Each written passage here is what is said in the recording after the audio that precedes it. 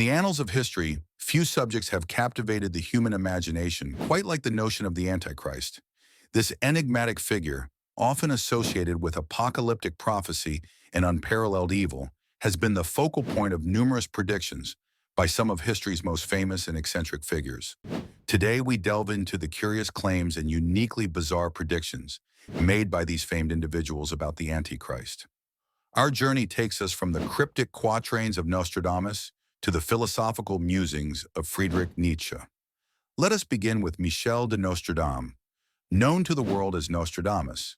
Living in the 16th century, this French astrologer and seer is perhaps the most renowned prophet of all time.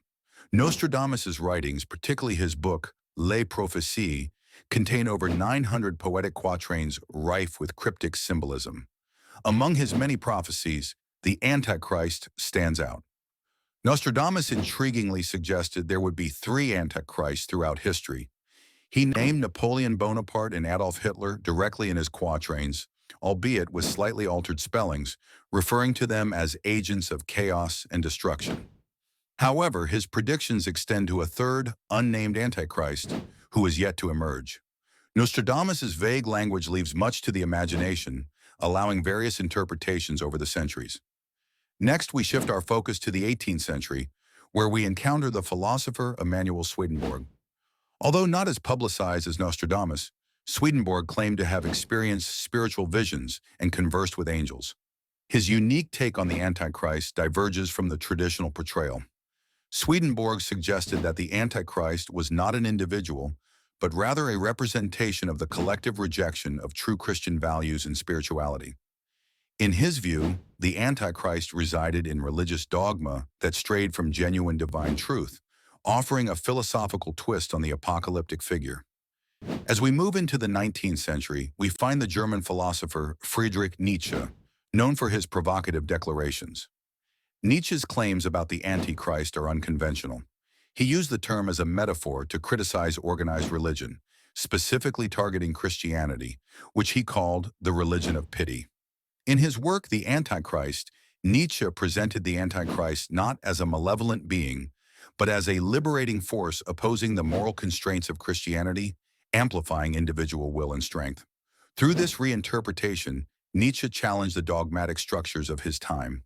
In the modern era, no discussion of the Antichrist would be complete without mentioning some American televangelists.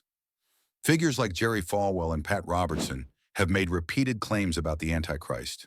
In a more contemporary twist, they often link this figure to political events, with Falwell famously suggesting in the 1990s that the Antichrist was likely, even certainly, alive at the time.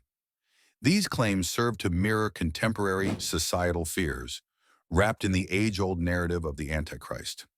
Equally peculiar are the futuristic predictions made by psychic and self-proclaimed prophet Jeane Dixon during the 20th century. Dixon gained fame for correctly predicting John F. Kennedy's assassination and controversially claimed that the Antichrist was born on February 5, 1962, a charismatic child destined to rise to power. Despite being vague, Dixon's claims captured public imagination and perpetuated the mystique surrounding her predictions, sparking debates on human destiny and the nature of evil. As we unravel these unique perspectives, it becomes evident that the idea of the Antichrist is as much a reflection of the times as it is an enduring apocalyptic myth. This figure serves as a canvas, allowing interpreters across history to project their fears, hopes, and societal criticisms. From Nostradamus's cryptic quatrains and Swedenborg's philosophical musings to Nietzsche's existential rebellion and modern televangelists' political commentary, the Antichrist remains an ever-evolving narrative, shaped by cultural context and individual interpretation. In conclusion, while the Antichrist continues to be a subject of speculation and intrigue, its portrayal varies significantly across personalities and eras, illustrating the profound impact of societal influences on prophetic claims. Whether believed as a literal future tyrant or an allegorical symbol of societal ills, the Antichrist's tale persists in capturing our imagination, inviting humanity to reflect on morality, power, and the unknown elements of our future. As history continues to unfold, only time will tell what new interpretations and prophecies will arise, molding our perception of this enigmatic figure in the age-old drama of human existence.